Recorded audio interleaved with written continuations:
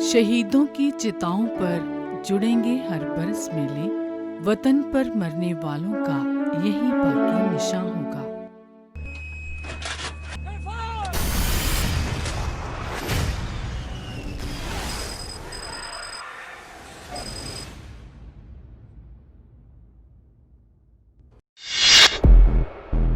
हिंदुस्तानी फौज दुनिया ਦੀਆਂ शक्तिशाली फौजां ਵਿੱਚੋਂ ਇੱਕ ਹੈ।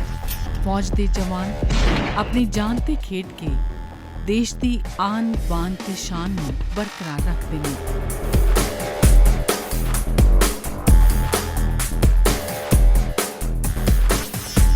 ਜਦੋਂ ਸਾਰਾ ਦੇਸ਼ ਬੇਫਿਕਰ ਹੋ ਕੇ ਸੌਂ ਰਿਹਾ ਹੁੰਦਾ ਹੈ, ਉਸ ਵੇਲੇ ਭਾਰਤੀ ਫੌਜ ਦੇ ਸਪੂਤ ਰੇਗਿਸਤਾਨ ਦੀ ਤਪਦੀ ਰੇਤ ਤੇ ਹਿਮਾਲਿਆ ਦੀ ਸੀਤ ਲਹਿਰ ਵਿੱਚ ਖੜੇ ਤਨ ਮਨ ਨਾਲ ਆਪਣਾ ਫਰਜ਼ ਨਿਭਾਉਂਦੇ ਨੇ। ਦੁਸ਼ਮਣ ਨੇ ਜਦੋਂ ਕਦੇ ਵੀ ਹਿੰਦੁਸਤਾਨ ਵੱਲ ਨਜ਼ਰ ਚੱਕ ਕੇ ਵੇਖਿਆ ਤਾਂ ਇਹਨਾਂ ਸੂਰਬੀਰ ਯੋਧਿਆਂ ਨੇ ਆਪਣੀ ਜਾਨ ਤੇ ਖੇਡ ਕੇ ਦੁਸ਼ਮਣ ਦੇ ਹਰ ਵਾਰ ਦਾ ਮੂੰਹ ਤੋੜਵਾਂ ਜਵਾਬ ਦਿੱਤਾ ਹੈ।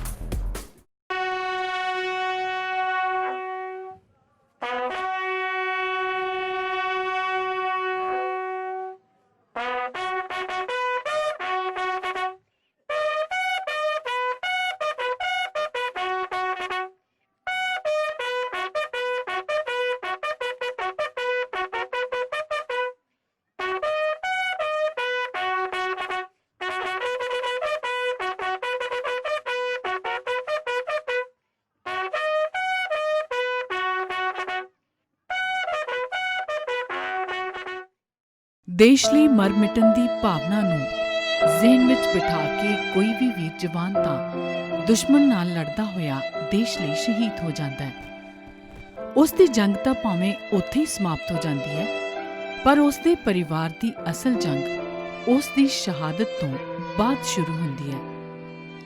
ਇਨ੍ਹਾਂ ਵੀਰ ਜਵਾਨਾਂ ਦੀਆਂ ਪਤਨੀਆਂ ਦਾ ਅਸਲ ਸੰਘਰਸ਼ ਇੱਥੋਂ ਹੀ ਸ਼ੁਰੂ ਹੁੰਦਾ ਜਾਪਦਾ ਹੈ। ਉਹਨਾਂ ਦੀ ਜੰਗ ਜਿੱਥੇ ਇੱਕ ਪਾਸੇ ਸਮਾਜ, ਆਰਥਿਕ ਹਾਲਾਤ ਅਤੇ ਇਕੱਲਤਾ ਨਾਲ ਹੁੰਦੀ ਹੈ, ਉੱਥੇ ਦੂਜੇ ਪਾਸੇ ਨਿੱਕੇ-ਨਿੱਕੇ ਬੱਚਿਆਂ ਨੂੰ ਪਾਲਣਾ ਉਸ ਤੋਂ ਵੀ ਵੱਡੀ ਚੁਣੌਤੀ ਹੁੰਦੀ ਹੈ। ਇਹ ਜੰਗੀ ਵਿਧਵਾਵਾਂ ਇਹਨਾਂ ਹਾਲਾਤਾਂ ਨਾਲ ਜੂਝਦੀਆਂ ਹੋਈਆਂ ਕਿਵੇਂ ਆਪਣੇ ਬੱਚਿਆਂ ਦਾ ਪਾਲਣ ਪੋਸ਼ਣ ਕਰਦੀਆਂ ਨੇ, ਕਿਵੇਂ ਆਪਣਾ ਘਰ ਚਲਾਉਂਦੀਆਂ ਨੇ, ਇਹ ਸਭ ਵੀ ਤਾਂ ਕਿਸੇ ਜੰਗ ਤੋਂ ਘੱਟ ਨਹੀਂ ਹੁੰਦਾ।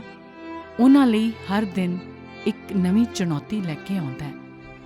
ਸਾਡੇ ਪਰਿਵਾਰ 'ਚ ਤਾਂ ਇੱਕ ਹੀ ਬੰਦਾ ਸੀ ਜੀ, ਉਹੀ ਚਲਾ ਗਿਆ ਮੇਨ। ਪਿੱਛੇ ਤੇ ਤਾਂ ਫਿਰ ਬਾਰ ਬਿੱਡੋ ਨੂੰ ਤਾਂ ਬੱਚੇ ਪਾਲਣੇ ਵੀ ਔਖੇ ਆ ਜੀ। ਜੇ ਕੋਈ ਇਹਨਾਂ ਦਾ ਚਲੋ ਦਿਓਰ ਜੇਠ ਸਹਾਰਾ ਬਣ ਗਏ ਜੀ। ਅੱਜ ਕੱਲ੍ਹ ਤਾਂ ਤੁਸੀਂ ਦੇਖਦੇ ਹੀ ਆ ਵੀ ਪੈਸੇ ਦਾ ਕਿੰਨਾ ਰੌਲਾ ਜੀ। ਮੁਸ਼ਕਿਲਾਂ ਤਾਂ ਬਹੁਤ ਆਈਆਂ ਜੀ, ਬੱਚੇ ਛੋਟੇ ਸੀ ਜੀ, ਪਰ ਚਲੋ ਸਾਹਮਣਾ ਕਰਿਆ ਜੀ ਸਾਰੀ ਗੱਲ ਦਾ। ਸਾਥ ਕਿਸੇ ਨੇ ਦਿੱਤਾ ਸਾਡਾ, ਉਸ ਤੇ ਆਪਣੀ ਪੈਨਸ਼ਨ ਤੇ ਗੁਜ਼ਾਰਾ ਕਰਨ ਲਿਆ ਹੁਣ ਤੱਕ। ਉਹ ਤੁਹਾਨੂੰ ਪਤਾ ਔਖਾ ਹੀ, ਬੱਚਿਆਂ ਨੂੰ ਪਾਲਣਾ ਤਾਂ ਬੜਾ ਔਖਾ ਹੀ ਜਨਾਨੀ ਇਕੱਲੀ ਵਾਸਤੇ, ਪਰ ਕਰਨਾ ਪੈਂਦਾ ਜਦੋਂ ਫਿਰ ਮੁਸੀਬਤ ਪਵੇ, ਕੱਟਣੀ ਪੈਂਦੀ ਹੈ। ਉਸ ਤੋਂ ਬਾਅਦ ਮੈਂ ਆਪਣੇ ਆਪ ਹੀ ਜੋ ਮੇਰੇ ਚਾਲ 'ਚ ਹੁੰਦਾ ਰਿਹਾ, ਘਰ-ਬਾਰ ਬਣਾਉਣਾ, ਸੱਸ ਸਹੁਰਿਆਂ ਨੇ ਕੁਝ ਵੀ ਸਾਨੂੰ ਨਹੀਂ ਦਿੱਤਾ ਸੀਗਾ, ਉਹ ਪਿੰਡ ਛੱਡ ਕੇ ਤਾਂ ਅਸੀਂ ਵੈਸੇ ਹੀ ਆ ਗਏ ਸੀ। ਜਿੱਥੇ ਇੱਕ ਪਾਸੇ ਤਾਂ ਕੁਝ ਨੂੰ ਸਹੁਰੇ ਪਰਿਵਾਰ, ਰਿਸ਼ਤੇਦਾਰ ਜਾਂ ਫਿਰ ਆਂਢ ਗੁਆਂਢ ਵੱਲੋਂ ਇਸ ਦੁੱਖ ਦੀ ਘੜੀ ਵਿੱਚ ਮੋਢੇ ਨਾਲ ਮੋਢਾ ਜੋੜ ਕੇ ਖੜਨ ਵਾਲਾ ਸਾਥ ਮਿਲਦਾ ਹੈ, ਉੱਥੇ ਹੀ ਕਈਆਂ ਨੂੰ ਆਪਣੇ ਹੀ ਘਰ ਵਿੱਚ ਬੇਗਾਨੇ ਵੀ ਹੋਣਾ ਪੈਂਦਾ ਹੈ। ਉਹਨਾਂ ਦਾ ਸਾਥ ਕੋਈ ਨਹੀਂ ਦਿੰਦਾ, ਉਹ ਖੁਦ ਹੀ ਆਪਣਾ ਸਹਾਰਾ ਬਣਦੀਆਂ ਨੇ। ਬਸ ਇਹੀ ਹੈ ਜੀ, ਪਰਿਵਾਰ 'ਚ ਸਹੁਰਾ ਮੇਰੇ ਕੁਛ ਨਹੀਂ ਦਿੰਦਾ ਸਾਨੂੰ ਪ੍ਰਾਪਰਟੀ 'ਚ, ਪਰਿਵਾਰ ਵਾਲਿਆਂ ਨੇ ਕੋਈ ਸਾਥ ਨਹੀਂ ਦਿੱਤਾ ਜੀ, ਮਾਂ ਬਾਪ ਨੇ ਦਿੱਤਾ ਜੀ। ਹੁਣ ਜਿਵੇਂ ਸਾਡੇ ਆਂਢ ਗੁਆਂਢ ਹੈ ਸਾਰੇ, ਇਹ ਬਹੁਤ ਸਾਥ ਦਿੰਦੇ।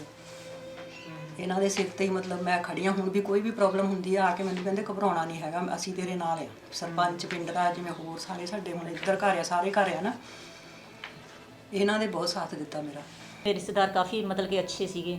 ਮੇਰੇ ਫਾਦਰ ਇਨ ਲਾ ਤੇ ਮਦਰ ਇਨ ਲਾ ਤਾਂ ਕਹਿੰਦੇ ਅਸੀਂ ਉਹ ਨੌਕਰੀ ਕਰਵਾਉਣੀ ਨਹੀਂ ਹੈਗੀ, ਕਹਿੰਦੇ ਬਾਹਰ ਜਾਈਏ, ਉਹ ਚਲੋ ਹੁੰਦਾ ਬਜ਼ੁਰਗਾਂ ਦੇ ਉਹਦੇ 'ਚ।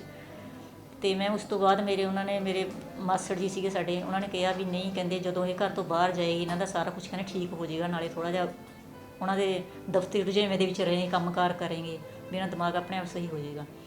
ਸਾਂਭਣ ਦੀ ਤਾਂ ਮੈਡਮ ਜੀ ਉਸ ਟਾਈਮ ਸੱਚ ਪੁੱਛੋ ਅਕਲ ਵੀ ਨਹੀਂ ਸੀ, ਉਮਰ ਛੋਟੀ ਸੀ, 20 ਸਾਲ ਉਮਰ ਸੀ ਉਸ ਵਕਤ। ਜੋ ਕੀਤਾ ਮੇਰੇ ਮਾਂ ਪਿਓ ਨੇ ਮੈਨੂੰ ਉੱਥੋਂ ਲਿਆਏ ਉਸ ਘਰ ਤੋਂ, ਸੱਸ ਸਹੁਰਿਆਂ ਦੇ ਕੋਲੋਂ। 4-5 ਸਾਲ ਮੈਂ ਇਹਨਾਂ ਦੇ ਕੋਲ ਹੀ ਪੇਕਿਆਂ ਘਰ ਹੀ ਰਹੀ। ਮਤਲਬ ਉਸ ਤੋਂ ਬਾਅਦ 1975 ਦੇ ਵਿੱਚ ਮੈਨੂੰ ਮੇਰੇ ਦੇਵਰ ਦੇ ਘਰ ਭੇਜਿਆ ਗਿਆ, ਜਿਨ੍ਹਾਂ ਦੇ ਮੇਰੇ ਕੋਲ 3 ਬੱਚੇ ਹੋਏ। ਇਹਨਾਂ ਸ਼ਹੀਦ ਫੌਜੀਆਂ ਦੀਆਂ ਪਤਨੀਆਂ ਨੂੰ ਇਸ ਗੱਲ ਦਾ ਮਾਣ ਹੈ ਕਿ ਉਹਨਾਂ ਦੇ ਪਤੀ ਦੇਸ਼ ਲਈ ਲੜਦੇ ਸ਼ਹੀਦ ਹੋਏ ਨੇ। ਉਹ ਇਸ ਅਹਿਸਾਸ ਨੂੰ ਪੱਲੇ ਬੰਨ੍ਹ ਲੈਂਦੀਆਂ ਨੇ ਕਿ ਮੌਤ ਤਾਂ ਤੈਅ ਹੈ, ਉਹ ਤਾਂ ਘਰ ਬੈਠਿਆਂ ਨੂੰ ਵੀ ਆ ਸਕਦੀ ਹੈ, ਪਰ ਦੇਸ਼ ਲਈ ਕੁਰਬਾਨ ਹੋਣਾ ਕਿਸੇ ਵਿਰਲੇ ਦੇ ਹੀ ਹਿੱਸੇ ਆਉਂਦਾ ਹੈ। ਪਰਮਾਤਮਾ ਦੀ ਦੇਣ ਹੈ ਇਹ ਵੀ, ਜੋ ਪਰਮਾਤਮਾ ਕਿਤੇ ਉਹ ਤਾਂ ਜੋ ਮੌਤ ਹੋਣੀ ਇੱਥੇ ਵੀ ਹੋ ਸਕਦੀ ਸੀਗੀ, ਉੱਥੇ ਵੀ ਹੋ ਗਈ। ਉਹਨਾਂ ਦੀ ਜੋ ਸਰਵਿਸ ਕਰਦੇ ਸੀ, ਜੋਬ ਕਰਦੇ ਸੀ, ਉਹਨਾਂ ਦੀ ਹੀ ਦੇਣ ਹੈ ਵੀ ਸਾਨੂੰ ਇੱਥੇ ਤੱਕ ਲੈ ਆਈ। ਜੇ ਮੈਂ ਕਿਹਾ ਉਹ ਜੋਬ ਨਾ ਕਰਦੇ ਤਾਂ ਡੈਥ ਫਿਰ ਵੀ ਹੋਣੀ ਸੀਗੀ, ਉਹ ਤਾਂ ਧੁਰ ਦਰਗਾਹ 'ਤੇ ਲਿਖਿਆ ਹੋਇਆ ਹੈ। ਤੇ ਉਸ ਤੋਂ ਬਾਅਦ ਮੈਂ ਕਿਹਾ ਫਿਰ ਉਸ ਤੋਂ ਬਾਅਦ ਮੈਨੂੰ ਕਿਤੇ ਜਾਣ ਆਉਣ ਦੀ ਮੈਂ ਕਿਹਾ ਬੜੀ ਤੰਗੀ ਸੀ, ਕੁਛ ਜੋਬ ਨਹੀਂ ਸੀਗੀ ਤੇ ਕੁਝ ਪੈਸਾ ਨਹੀਂ ਕੁਛ ਨਹੀਂ ਮੈਂ ਕਿਹਾ ਪੱਲੇ। ਤੇ ਉਸ ਟਾਈਮ ਮੈਂ ਕਿਹਾ ਮੈਨੂੰ ਕਿੰਨੀ ਮੁਸ਼ਕਲ ਆਣੀ ਸੀਗੀ। ਦੇਖੋ ਜੀ ਜ਼ਿੰਦਗੀ ਦੇ ਵਿੱਚ ਦੇਖੋ ਦੁੱਖ ਸੁੱਖ ਤਾਂ ਮੈਡਮ ਜੀ ਆਣੇ ਹੀ ਆਣੇ ਨੇ। ਇਹ ਤਾਂ ਆਪਾਂ ਸਾਡੀ ਇੱਕ ਸੋਚ ਛੋਟੀ ਹੁੰਦੀ ਹੈ ਜਿਹੜੀ ਅਸੀਂ ਕਹਿੰਦੇ ਹਾਂ ਕਿ ਵੀ ਸ਼ਾਇਦ ਆਰਮੀ 'ਚ ਜਾਣ ਤੋਂ ਹੀ ਸਾਨੂੰ ਐਡਾ ਬੜਾ ਦੁੱਖ ਮਿਲ ਸਕਦਾ। ਇਹ ਤਾਂ ਘਰ ਬੈਠਿਆਂ ਨੂੰ ਵੀ ਹੋ ਸਕਦਾ, ਐਕਸੀਡੈਂਟ ਹੋ ਜਾਂਦੇ ਆ, ਉਹ ਕਿਹੜਾ ਆਰਮੀ 'ਚ ਹੀ ਮਾਰੇ ਜਾਂਦੇ ਆ। ਇਹ ਤਾਂ ਕੋਈ ਇਹੋ ਜਿਹੀ ਗੱਲ ਨਹੀਂ। ਅਸੀਂ ਹੁਣ ਵੀ ਮੈਂ ਤਾਂ ਪੋਤੇ ਨੂੰ ਵੀ ਆਰਮੀ 'ਚ ਭੇਜ ਕੇ ਰਾਜੀ ਸੀ। ਉਸ ਤੋਂ ਬਾਅਦ ਮੇਰਾ ਬੇਟਾ ਖੁਦ ਹੀ ਮੈਂ ਆਰਮੀ 'ਚ ਭੇਜਿਆ ਹੋਇਆ। ਅਸੀਂ ਤਾਂ ਕਹਿੰਦੇ ਹਾਂ ਕਿ ਵੀ ਉੱਥੇ ਵੀ ਸਗੋਂ ਅੱਜ ਜੋ ਸਾਡੀਆਂ ਪੈਨਸ਼ਨਾਂ ਸਾਨੂੰ ਮਿਲ ਰਹੀਆਂ, ਇੱਥੇ ਕੋਈ ਦੇਖੋ ਦੁੱਖ ਸੁੱਖ ਤਾਂ ਆਉਂਦੇ ਜ਼ਿੰਦਗੀ ਦੇ ਵਿੱਚ ਆਉਂਦੇ ਜਾਂਦੇ ਰਹਿੰਦੇ ਆ। ਇੱਥੇ ਕੋਈ ਮੌਤ ਹੋ ਜਾਂਦੀ ਹੈ, ਸਾਨੂੰ ਕੌਣ ਕਿਸੇ ਨੂੰ ਕੁਛ ਦਿੰਦਾ। ਅਸੀਂ ਉਹਨਾਂ ਦੇ ਸਿਰ ਤੋਂ ਜੇ ਆਰਮੀ 'ਚ ਸੀਗੇ ਉੱਥੇ ਸ਼ਹੀਦੀ ਪ੍ਰਾਪਤ ਕੀਤੀ, ਅਸੀਂ ਉਹਨਾਂ ਦੇ ਸਿਰ ਤੋਂ ਹੁਣ ਆਪਣਾ ਪਰਿਵਾਰ ਤਾਂ ਪਾਲ ਰਹੇ ਹਾਂ।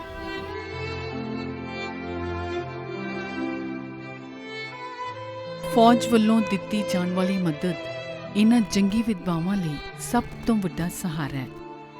ਹਰ ਦੁੱਖ ਤਕਲੀਫ ਵਿੱਚ ਫੌਜ ਇਹਨਾਂ ਦੇ ਨਾਲ ਖੜੀ ਹੁੰਦੀ ਹੈ, ਭਾਵੇਂ ਉਹ ਨੌਕਰੀ ਹੋਵੇ, ਮੁਫਤ ਸਿਹਤ ਸਹੂਲਤਾਂ ਹੋਣ ਤੇ ਜਾਂ ਫਿਰ ਬੱਚਿਆਂ ਲਈ ਆਰਮੀ ਸਕੂਲਾਂ ਵਿੱਚ ਮੁਫਤ ਸਿੱਖਿਆ ਸਹੂਲਤਾਂ ਹੋਣ। ਇੱਥੋਂ ਤੱਕ ਕਿ ਬੇਟੀਆਂ ਦੇ ਵਿਆਹ ਕਰਨ ਲਈ ਮੈਰਿਜ ਗ੍ਰਾਂਟ ਵੀ ਦਿੱਤੀ ਜਾਂਦੀ ਹੈ। ਤਾਂ ਹੀ ਤਾਂ ਫੌਜ ਦੇ ਸਹਾਰੇ ਨਾਲ ਇਹ ਜੰਗੀ ਵਿਧਵਾਵਾਂ ਅੱਗੇ ਵਧ ਰਹੀਆਂ ਨੇ। ਜੋਬ ਮਿਲੀ 2000 ਮੈਨੂੰ 1 ਦੇ ਵਿੱਚ ਅਗਸਤ, ਤੇ ਉਸ ਤੋਂ ਬਾਅਦ ਮੈਨੇ ਚਲੋ ਜੋ ਵੀ ਥੋੜ੍ਹਾ ਬਹੁਤਾ ਹੁੰਦਾ ਹੀ ਹੈ, ਜਿਵੇਂ ਹੁਣ ਘਰੋਂ ਵੀ ਇੱਕ ਤਾਂ ਘਰੇਲੂ ਹੋਣ ਦੇ ਕਾਰਨ ਧੱਕਾ ਜਿਹਾ ਲੱਗਦਾ ਵੀ ਨਹੀਂ ਆਪਾਂ ਹੁਣ ਕਿਵੇਂ ਸੈਟਲ ਕਰਾਂ, ਸਾਰਾ ਕੁਛ ਦੇਖਣਾ, ਇਹ ਉਹ ਮਾਹੌਲ ਦਾ ਵੀ ਹੁੰਦਾ ਹੈ। ਚਲੋ 6 ਮਹੀਨੇ ਮੈਨੂੰ ਲੱਗੇ ਆ ਸੈਟਲ ਹੋਣ ਦੇ ਵਿੱਚ, ਤੇ ਉਸ ਤੋਂ ਬਾਅਦ ਥੋੜ੍ਹਾ ਥੋੜ੍ਹਾ ਮਨ ਆਪਣੇ ਆਪ ਮਾਈਂਡ ਠੀਕ ਹੋਣ ਲੱਗ ਗਿਆ। ਚਲੋ ਆਪਾਂ ਕੰਮ ਕਰ ਰਹੇ ਰੁੱਝੇ ਰਹਿੰਦੇ ਸੀ ਸਾਰਾ ਦਿਨ ਸਵੇਰ ਤੋਂ ਸ਼ਾਮ ਤੱਕ, ਤੇ ਕੁਛ ਮੈਨੂੰ ਘਰੋਂ ਮੇਰੇ ਪੇਰੈਂਟਸ ਨੇ ਮੈਨੂੰ ਬੜਾ ਉਹ ਕੀਤਾ, ਤੇ ਮਦਰ ਇਨ ਲੋ ਥੋੜ੍ਹਾ ਜਿਹਾ, ਫਾਦਰ ਇਨ ਲੋ ਥੋੜ੍ਹੇ ਜਿਵੇਂ ਕਹਿੰਦੇ ਹੋਰ ਸਟਾਈਲ ਦੇ ਬਜ਼ੁਰਗ ਸੀਗੇ, ਚਲੋ ਹੋਰ ਸਟਾਈਲ ਦੇ ਸੀਗੇ ਉਸ ਟਾਈਮ ਉਹ, ਤੇ ਉਹਨਾਂ ਨੇ ਤਾਂ ਥੋੜ੍ਹਾ ਜਿਹਾ ਕੀਤਾ ਸੀਗਾ ਵੀ ਨਹੀਂ ਜੋਬ ਨਹੀਂ ਕਰਨੀ ਇਹ ਉਹ। ਚਲੋ ਉਹ ਵੀ ਟਾਈਮ ਲੰਘ ਗਿਆ ਜੀ, ਤੇ ਉਸ ਤੋਂ ਬਾਅਦ ਹੁਣ ਮੈਂ ਠੀਕ ਹਾਂ, ਆਪਣੇ ਬੱਚਿਆਂ ਦਾ ਗੁਜ਼ਾਰਾ ਕਰ ਰਹੇ ਹਾਂ ਜੀ, ਬੱਚਿਆਂ ਨੂੰ ਪੜ੍ਹਾ ਰਹੇ ਹਾਂ। ਮੈਨੂੰ ਐਮਐਚ ਵਾਲੇ ਨੇ ਫ੍ਰੀ ਕੰਮ ਕਰਾਇਆ ਵਾਰਡ ਸੈਕਾ ਦਾ, ਹੈਲਪਰ ਦਾ 6 ਮਹੀਨੇ।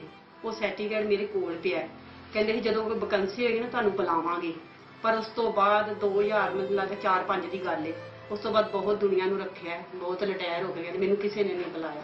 ਨੌਕਰੀ ਨੂੰ ਉਹ ਕਹਿੰਦੇ ਸੀ ਮੇਰੇ ਬੱਚੇ ਛੋਟੇ ਸੀਗੇ, ਮੈਂ ਛੱਡ ਕੇ ਜਾ ਨਹੀਂ ਸਕਦੀ ਉਹਨਾਂ ਨੂੰ। ਫਿਰ ਇਹਨਾਂ ਦੀ ਹਾਂਜੀ ਇਹਨਾਂ ਦੀ ਪੜ੍ਹਾਈ ਖਰਾਬ ਹੁੰਦੀ ਸੀ। ਸਾਥ ਤਾਂ ਜੀ ਗੌਰਮੈਂਟ ਨੇ ਦਿੱਤਾ ਜੀ, ਜਿਹੜਾ ਫੈਸਿਲਿਟੀ ਦੇਣੀ ਸੀ ਉਹਨਾਂ ਨੇ ਦਿੱਤੀ ਜੀ, ਬਾਕੀ ਪਰਿਵਾਰ ਵਾਲਿਆਂ ਨੇ ਕੋਈ ਸਾਥ ਨਹੀਂ ਦਿੱਤਾ ਜੀ। ਮੇਰੀ 98 ਬ੍ਰਿਗੇਡ ਨੇ ਹੈਲਪ ਕੀਤੀ ਬਹੁਤ ਜ਼ਿਆਦਾ। ਫੀਸ ਆ ਜਾਂਦੀ ਹੈ, ਬੱਚਿਆਂ ਦੀ ਫੀਸ ਭਰਨੀ ਹੈ। ਹੁਣ 30,000 ਰੁਪਇਆ ਮੈਂ ਆਪਣੀ ਬੇਟੀ ਦਾ ਭਰਿਆ, ਆਪਣੀ ਪੈਨਸ਼ਨ ਤੋਂ ਲੋਨ ਕਢਾ ਕੇ। ₹1 ਲੱਖ ਮੈਂ ਲੋਨ ਕਢਾਇਆ, ਇੱਕ ਉਹਨੂੰ ਸਕੂਟਰੀ ਲੈ ਕੇ ਦਿੱਤੀ, ਪ੍ਰੋਬਲਮ ਹੁੰਦੀ ਸੀ ਜਾਣ ਆਉਣ 'ਚ, ਤੇ ਜਿਵੇਂ ਨਹੀਂ ਕੋਈ ਹੁੰਦੇ ਪੈਸੇ ਫਿਰ ਮੈਂ ਲੋਨ ਕਢਾ ਲਈ ਨਹੀਂ, ਉਹ ਫਿਰ ਪੈਨਸ਼ਨ ਦਾ ਥੋੜਾ ਥੋੜਾ ਕੱਟਿਆ ਜਾਂਦਾ। ਆਰਮੀ ਵਾਲਿਆਂ ਨੂੰ ਤਾਂ ਐਵੇਂ ਕਿ ਪੂਰੀ ਮਦਦ ਕਰਦੇ ਆ ਮੈਡਮ, ਉਹਨਾਂ ਨੇ ਜੋ ਮਤਲਬ ਸਾਡਾ ਹੱਕ ਬਣਦਾ, ਜੋ ਉਹਨਾਂ ਨੇ ਮਤਲਬ ਕੀਤਾ ਹੈ ਉਹੀ ਦੇਣਾ। ਹੁਣ ਜਿਵੇਂ ਮੇਰੇ ਇੱਕ ਬੱਚੇ ਨੂੰ ਨੌਕਰੀ ਮਿਲੀ ਆ, ਮੈਂ ਕਹਾਂ ਮੇਰੇ ਦੂਸਰੇ ਨੂੰ ਦੇਣ, ਨਹੀਂ ਉਹ ਇੱਕ ਨੂੰ ਮਿਲਦੀ ਆ। ਤੇ ਜੇ ਹੁਣ ਮੈਂ ਨਜਾਇਜ਼ ਮੰਗ ਰੱਖਾਂ, ਨਹੀਂ ਮੇਰੇ ਬੇਟੇ ਨੂੰ ਮਤਲਬ ਮਿਲਣੀ ਚਾਹੀਦੀ, ਦੂਜੇ ਨੂੰ ਵੀ ਨਹੀਂ ਹੈ, ਉਹ ਜੋ ਮਤਲਬ ਉਹਨਾਂ ਨੇ ਬਣਾਤਾ ਹੈ ਰੂਲ, ਉਹੀ ਚੀਜ਼ ਮਿਲਣੀ ਹੈ। ਹੁਣ ਜਿਵੇਂ ਸਾਡੇ ਨਾਇਬ ਸੂਬੇਦਾਰ ਰੈਂਕ ਦੀ ਪੈਨਸ਼ਨ ਆ, ਮੈਨੂੰ ਇਹੀ ਮਿਲੇਗੀ। ਜੇ ਮੈਂ ਕਹਾਂ ਮੈਨੂੰ ਅਫਸਰ ਰੈਂਕ ਦੀ ਪੈਨਸ਼ਨ ਮਿਲੇ, ਥੋੜੀ ਮਿਲ ਜਾਏਗੀ। ਹੁੰਦਾ ਵੀ ਚਲੋ ਸਰਕਾਰ ਦਾ ਵੀ ਆਪਾਂ ਇੰਨਾ ਉਹ ਕਰ ਦਈਏ, ਚਲੋ ਪੈਸਾ ਤਾਂ ਬੜਾ ਲੱਗਦਾ ਵਿਆਹ ਤੇ ਤਾਂ, ਤੇ ਉਹਨਾਂ ਨੇ ਮੈਮ 1 ਲੱਖ ਰੁਪਏ ਮੈਨੂੰ ਭੇਜਤੀ ਸੀ ਮੈਰਿਜ ਗ੍ਰਾਂਟ। ਸਾਨੂੰ ਪੰਜਾਬ ਗਵਰਨਮੈਂਟ ਨੇ ਵੀ ਦਿੱਤਾ ਸੀ, ਉਹੀ ਜੀ ਤਾਂ ਕੋਈ ਪੈਸਾ ਸਾਡਾ ਰੁਕਿਆ ਨਹੀਂ ਹੋਇਆ, ਚਲੋ ਟਾਈਮ ਪਾਸ ਹੋ ਰਿਹਾ ਹੈ। ਤੇ ਮਿਲਟਰੀ ਵੱਲੋਂ ਤਾਂ ਸਾਨੂੰ ਕੋਈ ਪ੍ਰੋਬਲਮ ਨਹੀਂ, ਉਹ ਸਾਥ ਦੌਰ ਹੀ ਆਉਂਦੇ ਨੇ, ਸਪੈਸ਼ਲ ਕੈਪਟਨ ਤੱਕ ਵੀ ਆਉਂਦੇ ਨੇ, ਸੂਬੇਦਾਰ ਤੱਕ ਆਪ ਆਉਂਦੇ ਨੇ, ਗੱਡੀ ਤੇ ਲੈ ਕੇ ਆਉਂਦੇ ਨੇ, ਗੱਡੀ ਤੇ ਲੈ ਕੇ ਜਾਂਦੇ ਨੇ, ਸਾਨੂੰ ਛੱਡ ਕੇ ਜਾਂਦੇ, ਪੂਰੀ ਉੱਥੇ ਸਾਡੀ ਸਹੂਲਤ ਕਰਦੇ ਨੇ। ਜਿਵੇਂ ਕਬਮ ਵਿਆਹ ਵਿੱਚ ਆਓ ਭਗਤ ਕਰਨੇ ਆ, ਇਸ ਤਰ੍ਹਾਂ ਕਰਦੇ ਹੈਗੇ ਨੇ। ਇਹ ਹੱਥਾਂ 'ਤੇ ਪੂਰਾ ਚੁੱਕਦੇ ਨੇ। ਮਾਤਾ ਦੇ ਜਿਵੇਂ ਕਰਨਾ ਤੱਕ ਜਿਹੜੇ ਨੇ ਉਹ ਵੀ ਮਾਤਾ ਦੇ ਪੈਰਾਂ 'ਤੇ ਸੀਸ ਨਵਾਉਂਦੇ ਨੇ, ਇੰਨਾ ਸਤਿਕਾਰ ਕਰਦੇ ਨੇ। ਇਹ ਜੰਗੀ ਵਿਧਵਾਵਾਂ ਬੜੀ ਹੀ ਮੁਸ਼ਕਿਲ ਨਾਲ ਆਪਣੇ ਬੱਚਿਆਂ ਨੂੰ ਪੜ੍ਹਾਉਂਦੀਆਂ ਨੇ। ਕਈਆਂ ਦੇ ਬੱਚੇ ਤਾਂ ਚੰਗਾ ਪੜ੍ਹ ਵੀ ਰਹੇ ਨੇ। ਇਹਨਾਂ ਨੇ ਆਪਣੀ ਜ਼ਿੰਦਗੀ ਤਾਂ ਦੁੱਖਾਂ ਵਿੱਚ ਕੱਟ ਲਈ, ਪਰ ਹੁਣ ਇਹਨਾਂ ਨੂੰ ਆਪਣੇ ਬੱਚਿਆਂ ਦੇ ਭਵਿੱਖ ਦੀ ਵੀ ਉਨੀ ਹੀ ਚਿੰਤਾ ਹੈ।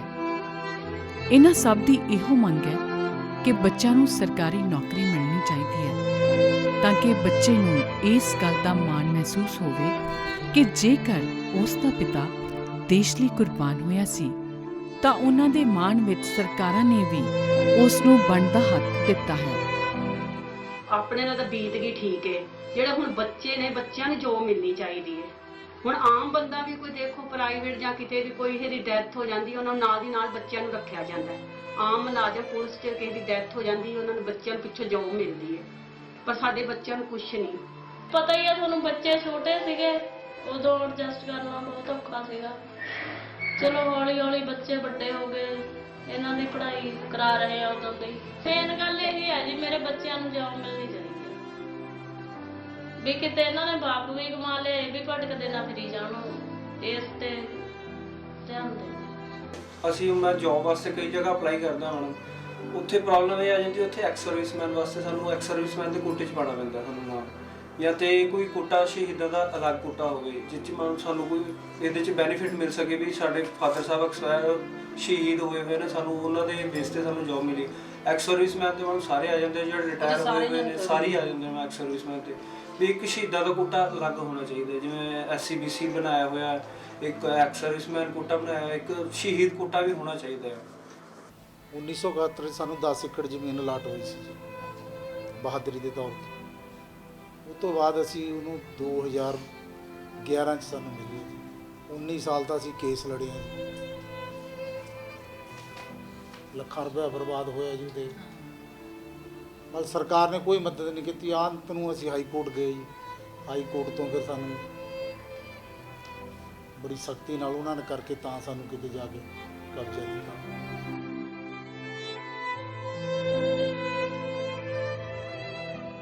ਬੱਚਿਆਂ ਨੂੰ ਇਸ ਗੱਲ ਦਾ ਵੀ ਮਾਣ ਹੈ ਕਿ ਉਹਨਾਂ ਦਾ ਪਿਤਾ ਤਾਂ ਦੇਸ਼ ਲਈ ਸ਼ਹੀਦ ਹੋ ਗਿਆ, ਹੁਣ ਉਹ ਹੀ ਆਪਣੀ ਮਾਂ ਦਾ ਸਹਾਰਾ ਹਨ। ਪਰ ਹਰ ਬੱਚੇ ਦੀ ਆਪਣੀ ਤਰਾਸਦੀ ਹੈ। ਮੈਂ ਉਹਨਾਂ ਨੂੰ ਕਦੀ ਦੇਖਿਆ ਨਹੀਂ ਹੈ। Basically I don't know what the father does for the children. मुझे उनके बारे में कुछ इतना नहीं पता है। एंड अब महसूस होता है कि क्या होता है असलियत में फादर। अब उनकी कमी मुझे होती है। मुझे MBBS करना था and because of the financial crisis तो I have to choose an BPT। तो उस टाइम सबसे ज़्यादा फील हुआ मुझे कि मैं MBBS नहीं कर पाई। मुझे हमेशा लगता है कि मेरे पापा सबसे स्ट्रॉन्ग थे, तो मैं उनकी बेटी हूँ, मैं उनकी तरह दिखती हूँ, तो उनकी जैसे ही मुझे बनना है।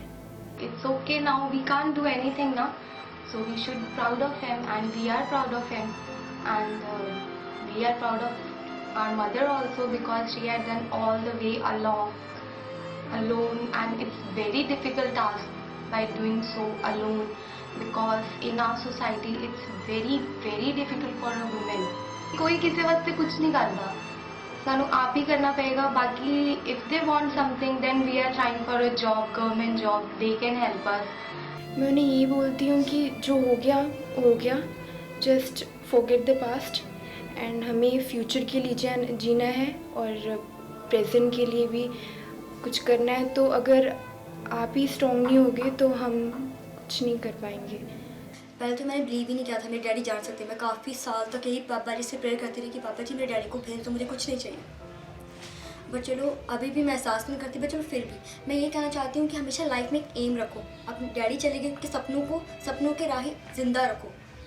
जैसे मेरे डैडी चाहते थे कि मैं मेडिकल लाइन में अच्छा करूँ, तो मुझे वही करना है। रही बात आजकल कैसे जो बॉयज़ हैं वो नशे में चले जाते हैं, गर्ल्स भी बिगड़ती रहती हैं, तो वो उनको अपने उनको इंस्पिरेशन बन के उनको समझना चाहिए और अपनी जो लाइफ को वेस्ट ना करें, बिकॉज लाइफ एक ही बार मिलती है। रैदर देन वेस्टिंग, मतलब चिट चैट करो, ये जो आजकल की फेसबुक व्हाट्सएप पे टाइम वेस्ट करने से उनको सबसे पहले प्रायोरिटी रखो अपनी फैमिली, देन जो आपका गोल है उसे अचीव करने के लिए। ये नहीं कि अपना सिर्फ गोल अचीव करो, अपनी फैमिली पे मत ध्यान दो। अभी चलो डैडी नहीं, हमारे जो भी हैं भगवान जी हैं, मम्मी है हमारे लिए, तो उनको जैसे फाइनेंशियली हम सपोर्ट करेंगे और मेंटली भी, इमोशनली भी सपोर्ट करेंगे। एट सेम जो हमारे डैडी का सपना था वो भी हमें रखना है सेकंड प्रायोरिटी में। मैं कभी नहीं होती जस्ट डैडी का नाम आता है मुझे अभी भी अभी 10 साल हो चुके, बट फिर भी अभी भी मुझे सब कुछ याद आता है।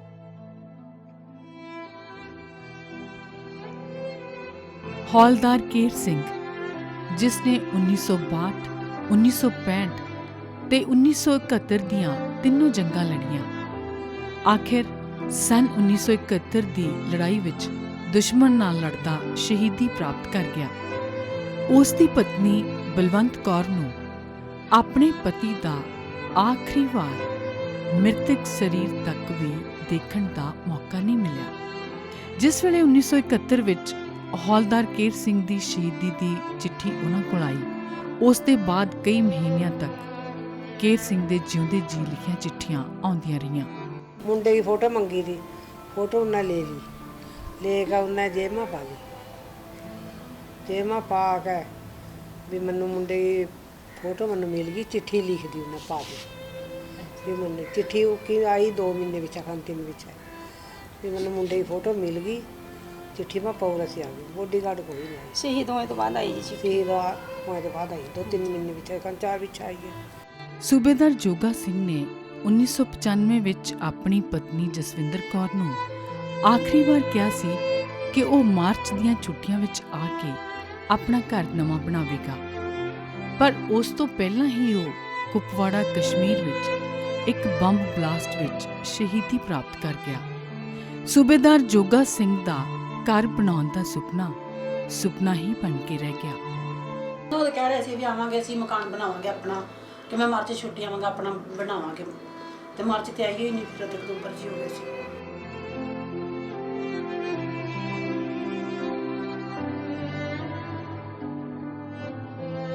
ਸ਼ਹੀਦ ਨਾਇਬ ਸੂਬੇਦਾਰ ਕੁਲਵੰਤ ਸਿੰਘ ਸਨ 2007 ਵਿੱਚ ਦੇਸ਼ ਲਈ ਲੜਦਾ ਹੋਇਆ ਵੀਰ ਗੱਦੀ ਪ੍ਰਾਪਤ ਕਰ ਗਿਆ। ਉਸ ਦਾ ਮ੍ਰਿਤਕ ਸਰੀਰ ਵੀ ਨਹੀਂ ਆਈ ਤਾਂ ਸਿਰਫ ਇੱਕ ਚਿੱਠੀ, ਇੱਕ ਪੱਗ ਤੇ ਇੱਕ ਬੈਲਟ। ਉਸ ਦੀ ਪਤਨੀ ਸੁਖਵਿੰਦਰ ਕੌਰ ਨੂੰ ਉਹ ਦਿਨ ਅੱਜ ਵੀ ਚੰਗੀ ਤਰ੍ਹਾਂ ਯਾਦ ਹੈ ਕਿ ਕਿਵੇਂ ਉਸਨੇ ਆਪਣੇ ਪਤੀ ਨਾਇਬ ਸੂਬੇਦਾਰ ਕੁਲਵੰਤ ਸਿੰਘ ਦੀ ਪੱਗ ਨੂੰ ਦੇਖ ਕੇ ਹੀ ਉਸ ਦੀ ਪਹਿਚਾਣ ਕੀਤੀ ਸੀ। ਅਸੀਂ ਪੂਨੇ ਸੀਗੇ ਉਦੋਂ, ਤਾਂ ਇੱਦਾਂ ਮੈਂ ਉਹਦੇ ਨਾਲ ਗੱਲਾਂ ਕਰਦੀ, ਪੱਗ ਸੁੱਕਣੇ ਪਾਤੀ ਤਾਂ ਥੱਲਿਓ ਕਰਦੀ ਉਹ ਥੋੜੀ ਜਿਹੀ ਇੰਨੀ ਕੁ ਫਟ ਗਈ। ਉਹਨੂੰ ਮੈਂ ਕਹਿੰਦੀ ਲੈ, ਮੈਂ ਪੱਗ ਪਾੜ ਦਿੱਤੀ, ਕਹਿੰਦੀ ਕੋਈ ਨਾ, ਉਹਦੇ ਕੋਲ ਮਸ਼ੀਨ ਸੀ, ਕਹਿੰਦੀ ਲਿਆ ਮੈਂ ਇਹਨੂੰ ਉਹ ਕਰ ਦਿੰਦੀ, ਪੀਕੋ ਕਰ ਦਿੰਦੀ ਆ। ਉਹਦੇ ਉੱਪਰ ਉਹਨੇ ਜਿਗ ਜੈਗ ਕਰ ਦਿੱਤਾ ਇੰਨਾ ਸਾਰਾ। ਉਹ ਹੁਣ ਜਦੋਂ ਪੱਗ ਆਈ, ਅਸੀਂ ਤਾਂ ਸਾਈਨ ਕਰਦੇ ਨਹੀਂ ਸੀਗੇ ਵੀ ਇੱਦਾਂ ਕਿਵੇਂ ਸਾਈਨ ਕਰੀਏ। ਉਹਨਾਂ ਨੇ 3-4 ਵਾਰੀ ਆਏ, ਉਹ ਕਹਿੰਦੇ ਫਿਰ ਜਦ ਤੱਕ ਤੁਸੀਂ ਸਾਈਨ ਨਹੀਂ ਕਰਦੇ ਤੁਹਾਨੂੰ ਗੌਰਮੈਂਟ ਨੇ ਕੁਝ ਦੇਣਾ ਨਹੀਂ। ਫਿਰ ਬੱਚੇ ਤਿੰਨੋਂ ਪੜ੍ਹ ਰਹੇ ਸੀਗੇ ਵੀ ਅਸੀਂ ਹੁਣ ਤੁਸੀਂ ਖਰਚਾ ਕਿਵੇਂ ਕਰੋਗੇ ਵੀ। ਫਿਰ ਉਹਨਾਂ ਨੇ ਇੱਦਾਂ ਹੌਸਲਾ ਦਿੱਤਾ, ਜੇ ਉਹ ਵਾਪਸ ਆ ਜਾਣਗੇ ਇਹੀ ਪੈਸਾ ਤੁਹਾਡਾ ਫਿਰ ਵਾਪਸ ਲੈ ਲਾਂਗੇ ਅਸੀਂ, ਵੀ ਹੁਣ ਤੁਸੀਂ ਇੱਕ ਵਾਰੀ ਸਾਈਨ ਕਰ ਦਿਓ। ਫਿਰ ਉਹ ਪੱਗ ਉਸ ਟਾਈਮ ਤਾਂ ਰੱਖ ਕੇ ਚਲੇ ਗਏ। ਬੈਲਟ ਦੀ ਤਾਂ ਕੋਈ ਪਹਿਚਾਣ ਨਹੀਂ, ਬੈਲਟ ਤੇ ਪੱਗ ਆਈ ਸੀਗੀ।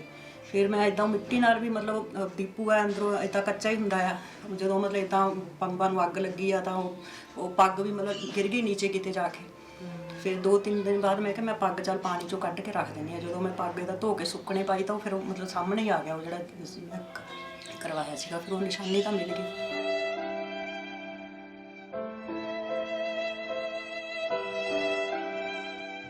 ਕਰੀਬ 14 ਸਾਲ ਤੋਂ ਨਾਇਕ ਮੇਵਾ ਸਿੰਘ ਦੀ ਯਾਦ ਵਿੱਚ ਬਣਨ ਵਾਲੀ ਸੜਕ ਦਾ ਨੀਂਹ ਪੱਥਰ ਤਾਂ ਰੱਖਿਆ ਗਿਆ, ਪਰ ਪਰਿਵਾਰ ਵਾਲੇ ਇਸ ਇੰਤਜ਼ਾਰ ਵਿੱਚ ਨੇ ਕਿ ਸ਼ਾਇਦ ਸੜਕ ਅੱਜ ਬਣੇਗੀ ਜਾਂ ਕੱਲ। ਨਾ ਉਹ ਅੱਜ ਆਈ ਤੇ ਨਾ ਉਹ ਕੱਲ। ਉਤਰਾਲੀ ਤਾਂ ਦੇਖੋ ਯਾ ਮੋੜ ਮੁੜਿਆ ਆਪਾਂ, ਸੜਕ ਦਾ ਇੱਥੇ ਉਹ ਲਾ ਰੱਖਿਆ। 14 ਸਾਲ ਹੋ ਗਏ ਉਹਨਾਂ ਦੀ ਡੈਥ ਹੋਈ ਨੂੰ, ਕਿਸੇ ਨੇ ਸੜਕ ਦਾ ਉਹ ਨਹੀਂ ਕੀਤਾ ਹੈਗਾ। ਅਸੀਂ ਚਾਹੁੰਦੇ ਸੀਗੇ ਵੀ ਜੇ ਇਹ ਸੜਕ ਬਣ ਜਾਵੇ ਵਧੀਆ ਗੱਲ ਆ, ਉਹ ਬਣੀ ਨਹੀਂ, ਉਵੇਂ ਦੀ ਉਵੇਂ ਪਈ। ਸਿਪਾਹੀ ਕਸ਼ਮੀਰ ਸਿੰਘ 1965 ਵਿੱਚ ਪਾਕਿਸਤਾਨ ਨਾਲ ਲੋਹਾ ਲੈਂਦਿਆਂ ਦੇਸ਼ ਲਈ ਸ਼ਹਾਦਤ ਪਾ ਗਿਆ। ਪਰ ਕਸ਼ਮੀਰ ਸਿੰਘ ਦਾ ਮ੍ਰਿਤਕ ਸਰੀਰ ਉਸ ਦੇ ਘਰ ਨਹੀਂ ਆਇਆ। ਆਈ ਤਾਂ ਸਿਰਫ ਖਬਰ ਆਈ।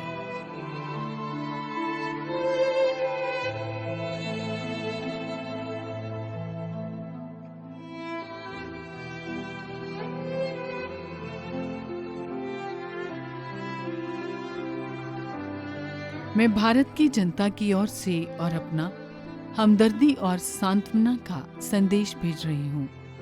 आपके शोक और रंज में सारा देश शरीक है। देश की रक्षा में इस बलिदान के लिए आपके करोड़ों भाई बहुत कृतज्ञ हैं और हमारी प्रार्थना है कि आपको धीरज और शांति मिले। उस दी पत्नी दर्शन कौर दी अखां नूं अज तक उड़ीक है कि शायद उसका पति किते मुड़ आवे, पर वो इंतजार शायद इंतजार ही बन के रह गया। घरों छुट्टी कट के गए ने 5 दिन की 5 दिन की छुट्टी कट्टी ते तू घर राजी खुशी गए ने उत्थे जाके ते मतलब चिट्ठी पाती फिर मैं राजी खुशी पहुंच गया। मेरा फिक्र नहीं करना जिदन साढ़े को चिट्ठी राजी खुशी दी आई उत्थे जख्मी हो गए सन। जिदन उत्थे जख्मी की चिट्ठी आई है उत्थे मतलब उन्होंने डेथ हो गई सी। अज तो नहीं देखती रही हाँ भी घर आ जाएंगे काके में घर मैं तो आखा इधर आ जाएंगे इधर आ जाएंगे पर नहीं परमात्मा नहीं सी मंजूर। साढ़े मामा जी को बड़ी सी उन्होंने फिर दसिया कहने का भैन मैं इतनी सब कुछ किया जब उन्होंने जलंधर जब जख्मी होने कहना जलंधर भेजा सी गड्डी से रद्द के ते मैं आप मतलब गड्डी नाल रखाया सी। तो यकीन हो गया भी सच गल थोड़ा झूठ मारता भी। फौज एक इस प्रकार की ऑर्गेनाइजेशन है जो अपने सैनिकों का बहुत ध्यान रखती है।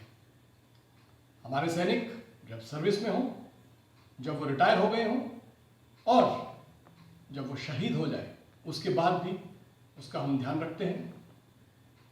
उनकी विधवाएं जिन्हें हम वीर नारीज कहते हैं उनका वेलफेयर हमारी टॉप प्रायोरिटी रहता है।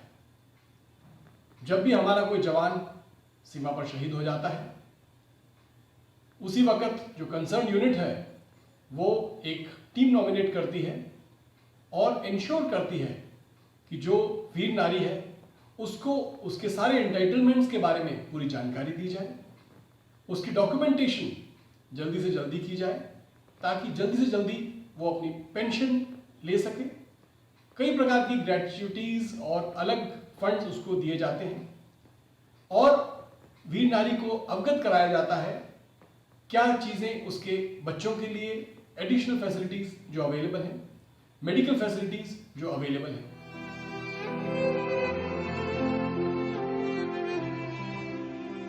इन्हां नाम अखां नूं अज भी किसी दे आउण दा इंतजार है। अज भी बूहा इसे आस नाल खुला रहिंदा है कि शायद कोई आके दस्तक दे ही देवे। फौजी विधवावां हालातां नाल जूझदियां अपने बच्चे ते पूरा परिवार पालदियां ने।